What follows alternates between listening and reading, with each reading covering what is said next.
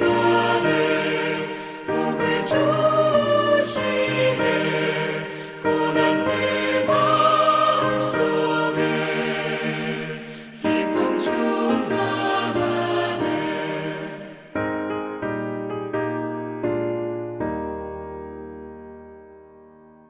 제32장.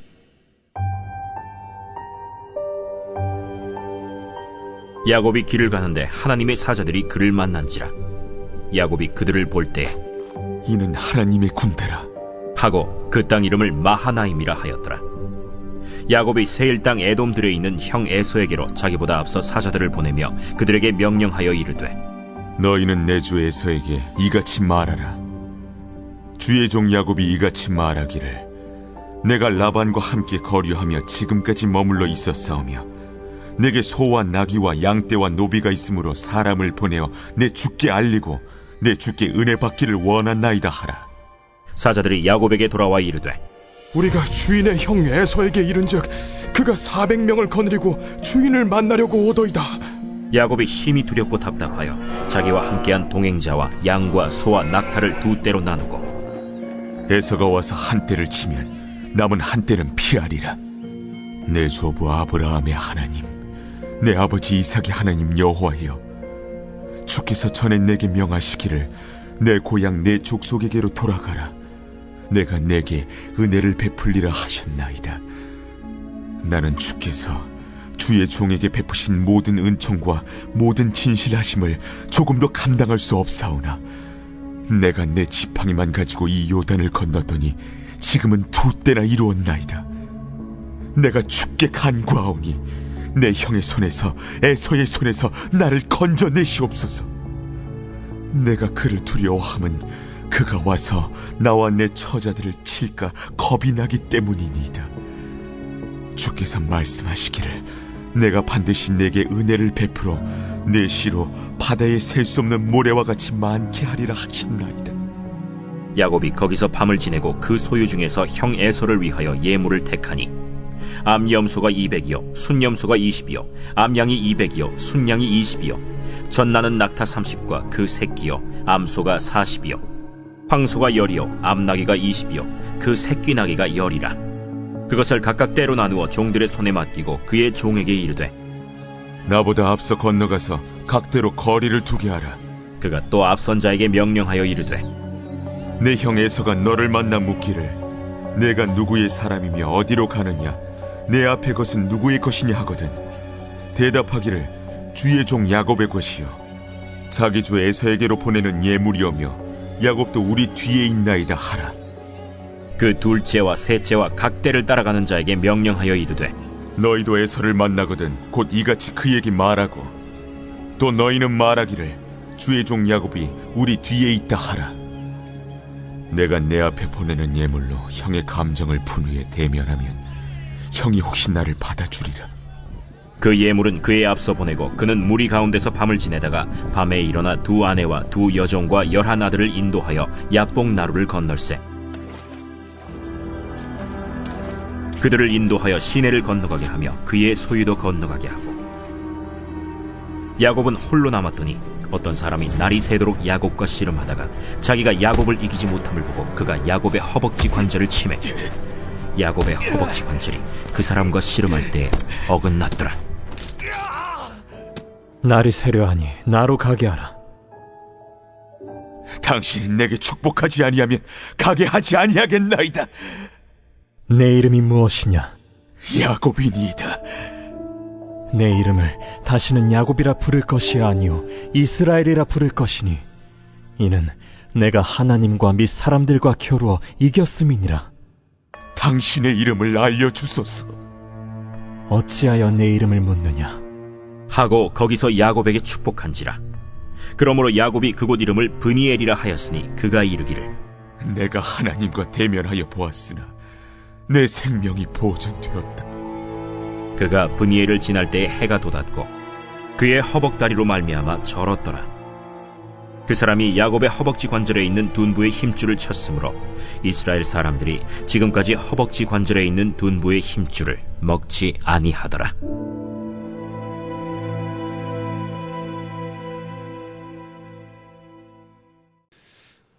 먼저 교회 소식을 전해드립니다. 이번 주일부터 원하시는 분들은 교회에서 1부 8시, 2부 11시 30분에 오셔서 예배 드릴 수 있습니다. 예배 참석을 원하시는 분들은 교구 담당 교육자에게 문자나 또 전화, 카톡으로 신청해 주시면 되겠습니다. 예배 인원이 한정되어 있기 때문에 1부, 2부로 나누어서 신청해 주시고 1부에도 많이 신청해 주시기를 바랍니다. 여러분, 성경에 가장 존경하는 인물이 누구십니까? 존경하는 인물이 누구냐 하면 아마 여러 인물이 나오겠죠. 다윗, 아주 멋있죠. 거인 골리앗을 물리친 믿음의 사람입니다. 또 꿈꾼 대로 된 요셉, 바울 등등 많은 인물이 있을 터인데, 오늘 본문에 나오는 야곱이라는 인물을 존경한다는 사람은 잘 없을 것입니다. 왜냐하면 부정적 이미지가 많이 있기 때문이죠. 그런데 또 의외로 야곱에 호감 간다, 인간적이다, 이런 평가들을 많이 합니다. 인간미가 넘치긴 하죠. 너무 우리와 비슷한 모습입니다. 오늘 이 본문은 야곱 이야기의 하이라이트라고 할 수 있는 장면입니다. 야곱을 여러 가지로 다양하게 표현하죠. 속이는 자, 그 이름의 뜻 그대로 소개하면서 평가절하하기도 합니다. 또 발꿈치를 잡고 나온 것으로부터 일생 여러 가지 노력들을 보게 되는데, 그래서 그의 여러 가지 노력들에 강조점을 두어서 신앙생활 열심히 한 사람의 표상으로 격상시키기도 합니다. 또 급기야 천국은 침노하는 자가 차지하게 된다는 논리로 발전시키기도 합니다. 어느 하나가 맞고 어느 하나를 틀렸다고는 할 수 없습니다. 근데 우리가 조심할 것은 성경은 누구를 중심으로 보아야 하느냐라는 점입니다. 야곱이라는 이 주인공의 입장에서 성경을 보면 야곱에 대해서 긍정적으로 볼 수도 있고 또 부정적으로 볼 수도 있습니다. 야곱의 여러 가지 모습들을 다르게 해석할 수도 있기 때문이죠. 그러나 야곱을 중심으로 야곱 이야기를 보고 해석하고 또 말씀을 묵상하기도 해야 하지만, 무엇보다도 우리는 하나님의 관점에서 이 이야기들을 이해해야 합니다. 이것은 꼭 야곱의 이야기뿐만 아니죠. 다른 모든 성경 이야기들에서도 마찬가지입니다.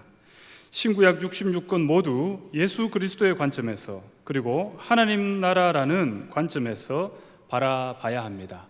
자칫 우리는 달을 보지 않고 이 달을 가리키는 손가락에 우리 관심을 둘 때가 있습니다.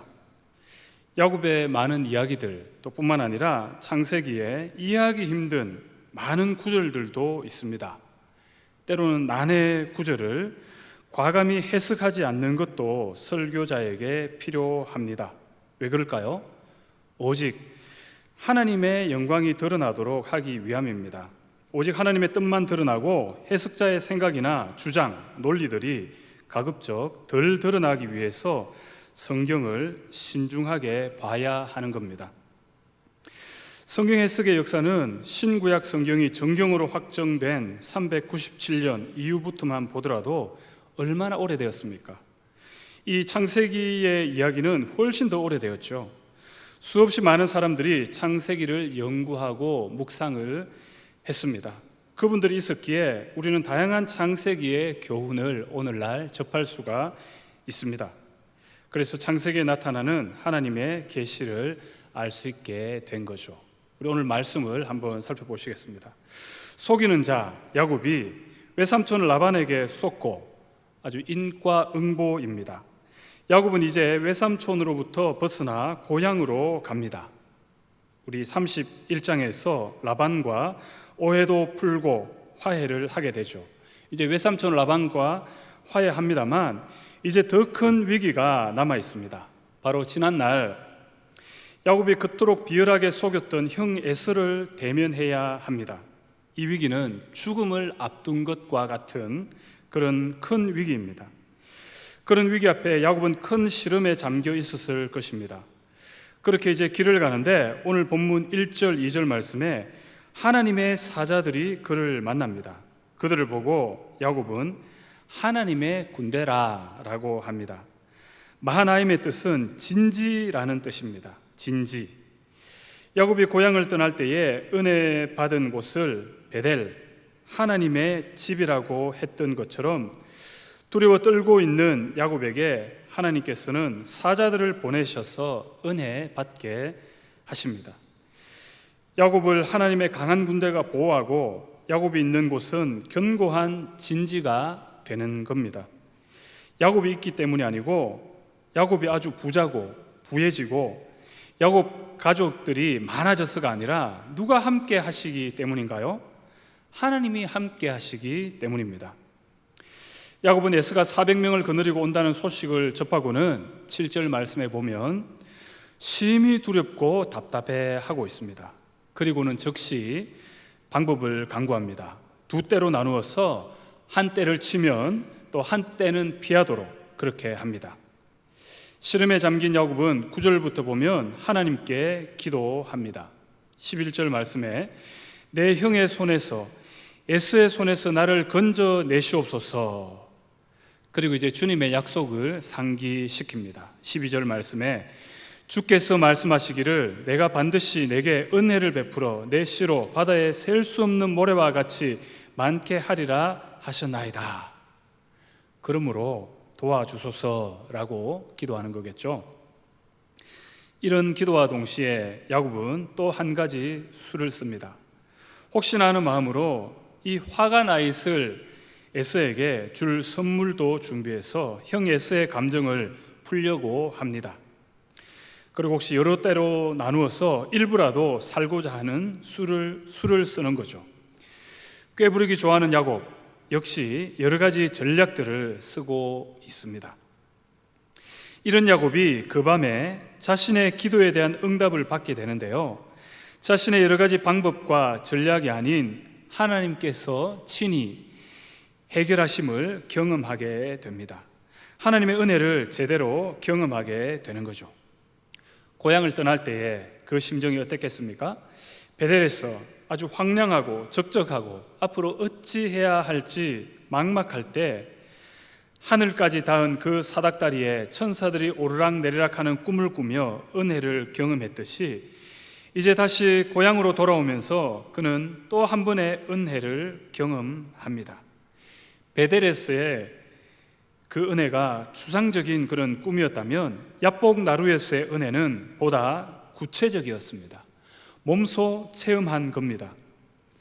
이러한 은혜의 경험들은 하나님과의 만남을 통해 이루어졌습니다. 하나님을 보고 또 하나님을 느끼면서 은혜를 경험했습니다. 오늘 우리들에게도 이런 은혜의 경험이 필요합니다. 말씀 가운데 또 하나님을 만나고요, 기도 가운데 하나님을 만나야 합니다. 대면 예배를 드리든 또 온라인 예배를 드리든 우리는 하나님을 대면해야 합니다. 시간을 정해서 드리는 예배든 또 무시로 우리 삶의 현장에서 어디에 있든지 그곳이 예배의 자리가 되어야 합니다. 늘 임마누엘, 하나님 우리와 함께 계시다, 임마누엘이 되어야 하고요, 여러분이 있는 그 시간과 그 장소가 베델, 하나님의 집이 되기 원합니다. 성령님께서 임재하시는 당연한 그 은혜들을 오늘 이 영상 예배 가운데서도 계속해서 경험하실 수 있기 바랍니다. 야곱은 지금 고향으로 돌아가기 전에 에서를 대면합니다. 얼마나 고민되었겠습니까?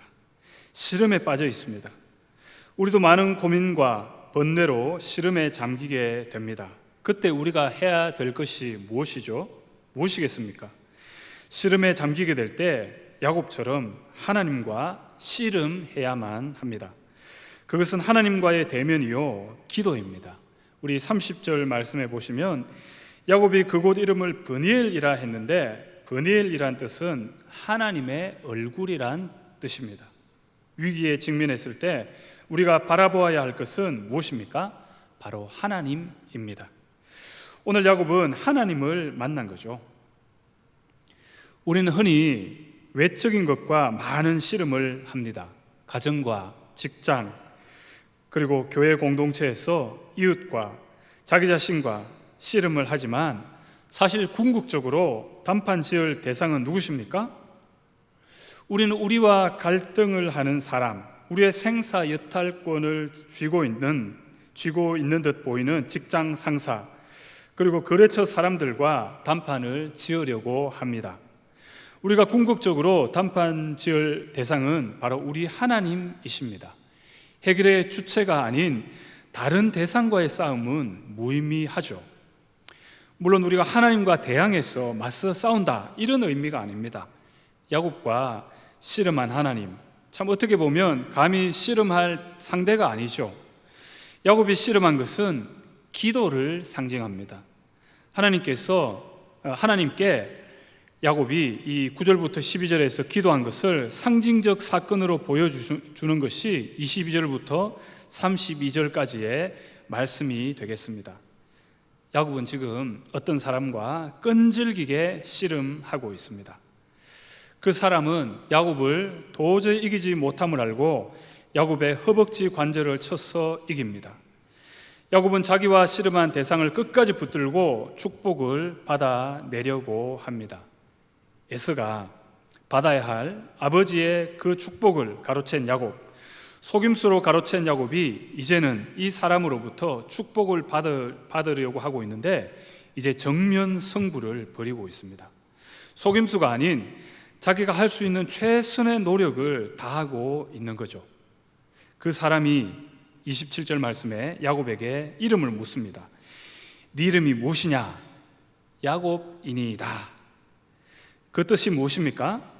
우리 창세기 야곱 이야기에서 야곱은 25장 26절에서 발꿈치와 연결해서 그 이름을 설명하기도 했고요.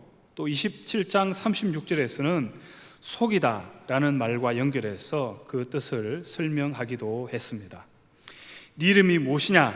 이 질문에 야곱이니이다 라고 대답하고 있습니다. 뜻을 풀이하면 발꿈치를 잡은 자입니다, 속이는 자입니다 가 되는 거죠. 야곱의 원래 정확한 뜻은 하나님께서 지키시기를 혹은 신께서 보호하시기를 이라는 뜻으로 추정을 합니다. 원래 이 뜻에서 유래를 했습니다. 그러니까 이 말은 야곱은 자신의 이름의 원래 어원을 처음에는 잘 인식하지 못했습니다. 즉 태어날 때부터 발꿈치를 잡고 태어나고 늘 속이고 꾀를 부리고 인간적인 방법을 쓴 이름의 야곱이었다는 겁니다. 근데 야곱의 삶을 한번 보십시오. 야곱의 그런 꾀로, 노력으로 일이 해결된 것이 아니라 사실 하나님께서 인도해 주셨고 하나님께서 지키시고 보호해 주셔서 지금의 야곱이 있는 것 아니겠습니까? 야곱이 버드나무와 살구나무와 신풍나무 가지 껍질을 벗겨 무늬를 내고 주술 비슷한 것을 부려서 혹은 시대를 앞서가는 유전공학적인 지식이 있어서 야곱의 재산이 늘어났겠습니까? 아닙니다. 야곱의 그 노력은 노력이고 어떻게 보면 아무 의미 없는 노력일 수도 있습니다. 야곱의 그 노력과 그 마음과 그 정성 이전에 하나님께서 하신 일이죠. 하나님께서 이루셨습니다. 야곱의 그 일생은 평생 자기 노력으로 뭔가를 이루는 모습으로 우리에게 비추어지는데요, 그 노력 때문에 야곱이 잘나서 그렇게 된 것이 아니라 인류 구속의 역사 가운데 우리 하나님께서 야곱을 택하시고 지키시고 보호해 주시고 하나님께서 하셨다는 겁니다. 우리는 그것을 바라보아야 합니다. 야곱은 그것을 언제 비로소 깨닫게 됩니까? 오늘 이 본문 이전에도 몇 차례 고백을 하긴 했지만 이제 오늘 본문에서 하나님과의 씨름을 통해서 비로소 야곱 이름의 진짜 의미를 발견하게 되는 겁니다. 하나님께서 지키시고 보호해 주시는 야곱의 이름을 부여받았지만 하나님을 의지하기보다는 내 생각과 뇌깨가 앞선 속이는 야곱이었습니다. 그러나 하나님께서 지켜주셨군요. 하나님이 함께 하셔서 이 야곱이 지금 여기에 있습니다. 제 이름은 야곱입니다. 아주 이중적인 그런 고백입니다. 자신의 죄를 고백하는 의미로 야곱이니이다, 또 하나님의 은혜를 고백하는 의미로 야곱이니이다, 이렇게 고백을 하는 거죠. 여러분, 제 이름을 잘 알고 있죠? 제 이름은 주영입니다. 주인 주자, 영화 영자, 주님께 영광 돌리라, 이렇게 해서 고린도전서 10장 31절, 그런즉 너희가 먹든지 마시든지 무엇을 하든지 다 하나님의 영광을 위하여 하라, 그렇게 부모님이 지어준 이름인데요, 아주 좋은 뜻이죠. 근데 저는 어릴 때 제 이름이 무척 싫었습니다. 여자 이름 같잖아요. 어릴 때 제가 정주영 씨를 잘 몰랐나 봅니다. 지금은 주영이라고 하면 남자 이름도 많이 쓰는데요, 축구 선수 박주영도 있고요, 또 우리 소년부에 나중에 크게 될 아이 차주영도 남자입니다. 근데 어릴 때 제 주위에는 여자애들 주영이가 참 많았습니다. 그래서 제 이름을 썩 좋아하지 않았는데 이 신앙이 들고 또 제 이름의 유래를 이제 부모님으로부터 듣고 보니까 이게 너무 은혜가 되는 겁니다. 그래서 자랑스러운 이름이 되었습니다. 그래, 내가 사는 이유는 하나님의 영광을 위함이다 하면서 이렇게 신앙생활 하게 되는 거죠. 그러나 또 제가 방황할 때는 사람들에게 제 자신을 그렇게 소개했습니다.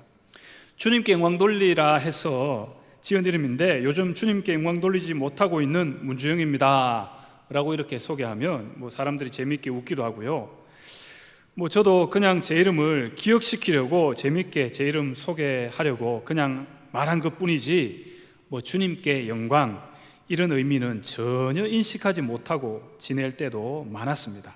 하나님과 전혀 관계없는 그런 삶을 살 때였던 거죠. 야곱의 원래 이름의 그 의미, 여러분 아마 잘 들어보지 못했을 텐데요, 야코브엘 하면 하나님께서 지켜주시기를 원한다라는 의미입니다. 그 축약형의 이름이 바로 야곱인데요, 그런데 우리에게 알려진 그 태어날 때의 사건, 아케브 하면 발목이라는 뜻인데 발목을 잡는 것이 연상이 되어서 이름을 야곱이라고 이렇게 지은 거죠. 그리고 성경의 저자는 야곱의 일생을 기억하고 야곱의 그 성품을 생각하면서 발꿈치를 잡은 야곱이다 라고 해서 이 이름을 기록하게 된 거죠. 그러나 야곱의 부모 이삭과 리브가는 그 이름의 원래 의미를 알고 있었을 겁니다.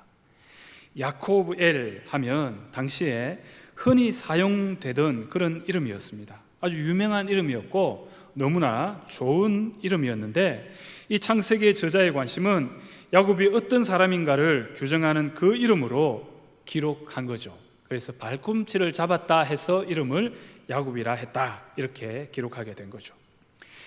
야코브엘이라는 이름은 지금은 아무도 기억하지 못합니다. 오늘날 성경 인명 사전 같은 데 찾아봐도 없습니다. 그저 고고학 자료에만 등장할 뿐입니다. 또 전문적인 주석에만 야곱 이름의 원래 의미가 단 몇 줄 이렇게 기록되어 있을 뿐인 거죠. 우리가 인터넷이나 인명사전 어디에도 야곱을 찾아보면 다 발꿈치를 잡다, 속이다 뿐입니다. 참으로 안타까운 거죠. 야곱은 자기 이름의 진정한 의미를 후대 모든 사람들이 알 수 없게 만들어 버린 겁니다. 지금 27절의 이름은 무슨 의미입니까? 야곱, 아직 속이는 자, 발꿈치를 잡은 자로 남아있는 그 이름이 이제 다시는 야곱이라 부르지 말라고 하는 겁니다. 이제 야곱은 출생 때부터 발꿈치를 잡고 평생 아둥바둥 열심히 남을 속여가면서 속이는 자라는 의미가 아니라 원래의 의미인 하나님께서 지키시고 보호해 주신 그 이름으로 다시금 회복된 것을 의미합니다. 뿐만 아니라 이름을 이스라엘이라 부릅니다. 28절에 다시는 야곱이라 부를 것이 아니요 이스라엘이라 부를 것이니 이는 내가 하나님과 및 사람들과 겨루어 이겼음이니라 라고 합니다. 이스라엘이라는 이 이름의 뜻 역시 하나님이 다스리시기를 이라는 뜻입니다. 야곱의 원래 의미와 비슷하죠. 오늘 이 야곱이 이스라엘이 되는 사건 역시 하나님께서 하셨습니다. 야곱이 비로소 속여서 취하고 자신의 노력으로 무엇인가를 이루는 것이 아니라 정정당당하게 하나님과 정면 승부를 했습니다. 그래서 하나님으로부터 축복을 받게 되는 겁니다. 여러분, 오늘 이 사건, 이 이야기를 한번 생각해 보시죠. 여러분, 한번 곰곰이 생각해 보십시오. 이 이야기 참 웃기지 않습니까? 하나님이 어떻게 사람과 씨름해서 질 수가 있습니까? 하나님께서 사람인 야곱을 대응해 준 거죠. 하나님이 야곱을 만나 준 사건입니다. 하나님이 야곱을 받아준 사건입니다. 야곱은 하나님과 겨룬 사람이 되었지만 또한 스스로 교만하지 못하도록 허벅지 관절을 맞게 됩니다. 야곱은 감히 하나님과 상대할 수 없는데 하나님께서 상대해 주셨습니다. 우리 인간 역시 하나님을 만날 수도 알 수도 없습니다. 오늘 이 본문의 사건은 복음을 상징하기도 하고 기도를 상징하기도 합니다. 우리 인간은 기도할 수도 없었습니다. 그런데 하나님께서 그 기도를 들어주셨습니다. 우리 에베소서 말씀에 의하면 우리의 씨름의 대상은 눈에 보이지 않습니다. 그 존재는 우리를 낙담하게 만들고요, 불신앙하게 만들어서 우리를 씨름에 잠기게 합니다. 그러나 그때에 우리가 하나님과 씨름한다면 우리는 야곱이 이스라엘로 변화된 것과 같은 구체적 은혜를 체험하게 됩니다. 여러분, 요즘 참 우리 어려운 시절을 살아가고 있습니다. 코로나19로 몇 주째 대면하지 못하고 영상으로 예배 드리고 있습니다. 요즘 정치, 경제, 사회, 문화, 산업, 교육 전반적으로 어려운 그런 시절입니다. 여러분은 지금 어떤 걱정과 근심과 고민과 염려 가운데 계십니까? 그 상황이 너무도 힘들고 두려워서 야곱이 지금 형 에서를 만나기 전에 낙담해 있는 것처럼 씨름에 잠겨 있지는 않으십니까? 씨름에 잠겨 있을 때에 씨름하시기 바랍니다. 그 문제와 씨름하라는 게 아닙니다. 그 문제 제공자와 씨름하라는 것도 아닙니다.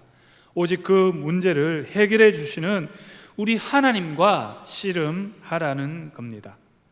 하나님을 대면하십시다. 우리 눈이 향할 곳이 어디입니까? 하나님의 얼굴입니다. 우리 귀가 어디에 귀를 기울여야 합니까? 하나님의 음성에 귀 기울여야 합니다. 우리의 오감이 무엇을 느껴야 합니까? 야곱이 야복 나루에서 하나님과 부대끼었듯이 우리는 하나님의 따뜻한 체온을 느껴야 합니다. 그것을 경험해야 합니다. 하나님의 그 큰 사랑과 십자가의 은혜와 용서와 배려로 이 죄인 오늘 하루도 감히 주님 앞에 살아갑니다. 이런 고백이 있어야 하는 거죠. 내 이름이 무엇이냐? 내 이름이 무엇이냐? 물으실 때에 여러분, 누구누구입니다. 하나님의 백성 누구누구입니다. 복음 전도자 누구누구입니다. 사실 그렇게 살지 못한 누구누구입니다. 용서하옵소서. 그러나 하나님께서 하나님 나라를 위해 사용하실 하나님의 자녀, 하나님의 백성 누구누구입니다. 이 고백이 있어야 합니다. 말씀과 기도 가운데 여러분의 이름을, 여러분의 신앙을 고백하실 수 있기 바랍니다. 여러분, 브니엘, 하나님의 얼굴을 보십시다. 하나님께 우리 사정을 있는 그대로 낱낱이 고백하며 아뢰십시다. 그리할 때에 하나님께서 다스리십니다. 하나님께서 지키십니다. 하나님께서 겨루어 이기게 하십니다. 기도하겠습니다. 할렐루야. 구원받을 아무 조건도 자격도 안 되는 저희들, 영원토록 지옥 형벌 받을 수밖에 없었던 저희들 구원해 주셨습니다. 참으로 감사합니다. 구원해 주신 것도 감사한데 기도할 수 있는 은혜도 주셨습니다. 수없이 많은 씨름 가운데 하나님과 대면하기 원합니다. 하나님과 감히 씨름하며 아뢰오니 우리의 모든 기도에 응답하여 주옵소서. 각자의 처소에서 여러 가지 기도의 제목을 갖고 기도할 때에 각 가정마다, 각 개인마다 성령님 우리 가운데 임재하여 주옵소서.